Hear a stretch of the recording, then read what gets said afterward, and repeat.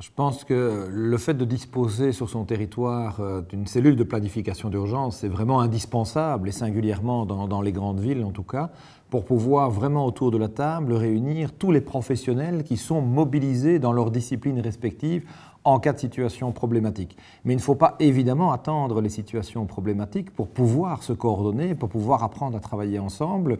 Et donc, lorsqu'il n'y a pas de situation de crise, le travail est tout aussi primordial. Cette cellule de sécurité, il ne faut pas sous-estimer son travail. Pourquoi? Parce que c'est l'organe qui est compétent, qui est l'organe principal pour traiter de cette matière.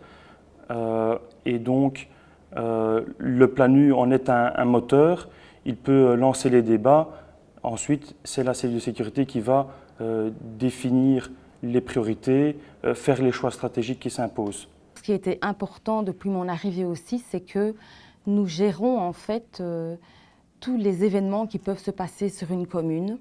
Donc nous invitons les organisateurs, que ce soit d'événements sportifs ou festifs, comme des kermesses, des concerts.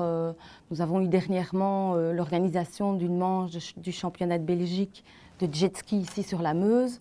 Bon ben voilà, on se réunit en cellule de sécurité, on analyse un petit peu les risques et on prévoit, on met en place donc, des mesures préventives pour que justement une manifestation festive ou sportive ne tourne pas au drame.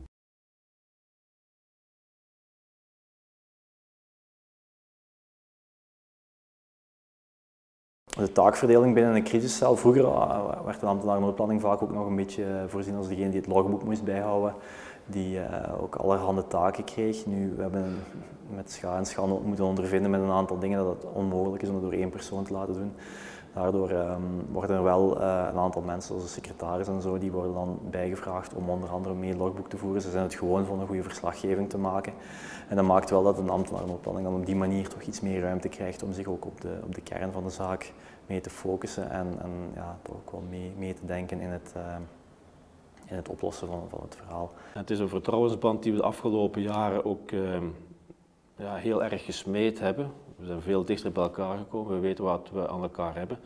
Dus als ik hier het advies krijg in mijn crisiscel van een aantal van de mensen van we gaan het zo doen, ja, dan is dat advies voor mij heel veel waard en dan is dat ook iets wat ik in de uiteindelijke beslissing die we eigenlijk toch wel samen nemen, heel zwaar laat doorwegen. Het is bijzonder belangrijk dat je proactief kan reageren op dingen die je binnenkrijgt, signalen die je krijgt van alle verschillende disciplines en van alle verschillende diensten, zoals ook de organisatie. On ne gère pas seul, il y a différentes disciplines qui sont en œuvre. Les moments clés, ce sont les réunions de la cellule de crise. Et ça, c'est vraiment l'endroit clé pour faire la synthèse. Il y a des relations qui se font aussi à tout moment. C'est pour ça qu'on a beaucoup insisté sur cet endroit de centralisation. Nous, c'était le secrétariat. On essayait que toutes les informations reviennent à un endroit clé pour pouvoir éviter la dispersion des moyens. Le but était d'être efficace. Bref, on fait vraiment un grand travail préventif en amont, ce qui permet aux interlocuteurs aussi de se connaître, ce qui est vraiment essentiel lorsque vient une phase de crise.